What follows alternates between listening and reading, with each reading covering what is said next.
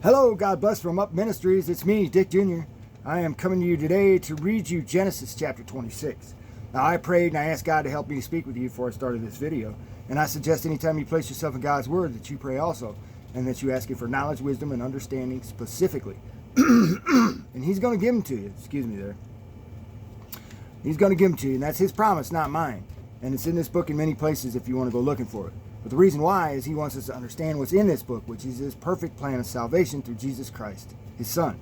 So everything we need to know about sin and salvation is contained in this book, okay? So that being said, I'm going to go ahead and get started here in Genesis chapter 26. Now there was a famine in the land besides the previous famine that had occurred in the days of Abraham. So Isaac went to Gerar, to Abimelech, king of the Philistines. The Lord appeared to him and said, "Do not go down to Egypt. Stay in the land of which I shall tell you. Sojourn in this land, and I will be with you and bless you. For to you and to your descendants I will give all these lands, and I will establish the oath which I swore to your father Abraham. I will multiply your descendants as the stars of heaven, and will give your descendants all these lands. And by your descendants all the nations of the earth shall be blessed. Because Abraham obeyed me and kept my charge, my commandments, my statutes, and my laws." So Isaac lived in Gerar. When the man of the place asked about his wife, he said, "She is my sister," for he was afraid to say, "my wife," thinking the men of the place might kill me on account of Rebekah, for she is beautiful. It came about, when he had been there a long time, that Abimelech, king of the Philistines, looked out through a window and saw, and behold, Isaac was caressing his wife Rebekah. Then Abimelech called Isaac and said, "Behold, certainly she is your wife. How then do you say she is my sister?" And Isaac said to him, "Because I said I might die on account of her." Abimelech said, "What is this you have done to us? One of the people might easily have lain with your wife, and you would have brought guilt upon us." So Abimelech charged all the people, saying, "He who touches this man or his wife shall surely be put to death." Now Isaac sowed in that land and reaped in the same year 100-fold, and the Lord blessed him. And the man became rich and continued to grow richer until he became very wealthy, for he had possessions of flocks and herds and a great household, so that the Philistines envied him. Now all the wells which his father's servants had dug in the days of Abraham his father, the Philistines stopped up by filling them with earth. Then Abimelech said to Isaac, "Go away from us, for you are too powerful for us." And Isaac departed from there and camped in the valley of Gerar and settled there.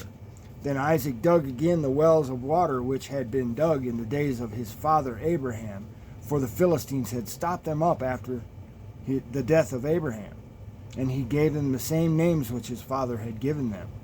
But when Isaac's servants dug in the valley and found there a well of flowing water, the herdsmen of Gerar quarreled with the herdsmen of Isaac, saying, "The water is ours." So he named the well Esek, because they contended with him. Then they dug another well, and they quarreled over it too. So he named it Sitnah. He moved away from there and dug another well, and they did not quarrel over it. So he named it Rehoboth. For he said, "At last the Lord has made room for us, and we will be fruitful in the land." Then he went up from there to Beersheba. The Lord appeared to him the same night and said, "I am the God of your father Abraham. Do not fear, for I am with you. I will bless you and multiply your descendants, for the sake of my servant Abraham." So he built an altar there and called upon the name of the Lord, and pitched his tent there. And there Isaac's servants dug a well. Then Abimelech came to him from Gerar with his advisor Ahuzath and Phicol, the commander of his army. Isaac said to them, "Why have you come to me, since you hate me, and have sent me away from you?" They said, "We see plainly that the Lord has been with you." So we said, "Let there now be an oath between us, even between you and us, and let us make a covenant with you, that you will do us no harm, just as we have not touched you, and have done you nothing but good, and have sent you away in peace. You are now the blessed of the Lord." Then he made them a feast, and they ate and drank. In the morning they arose early and exchanged oaths. Then Isaac sent them away, and they departed from him in peace. Now it came about in the same day that Isaac's servants came in and told him about the well which they had dug, and said to him, "We have found water." So he called it Sheba. Therefore the name of the city is Beersheba to this day. When Esau was 40 years old, he married Judith, the daughter of Beeri the Hittite, and Basemath, the daughter of Elon the Hittite.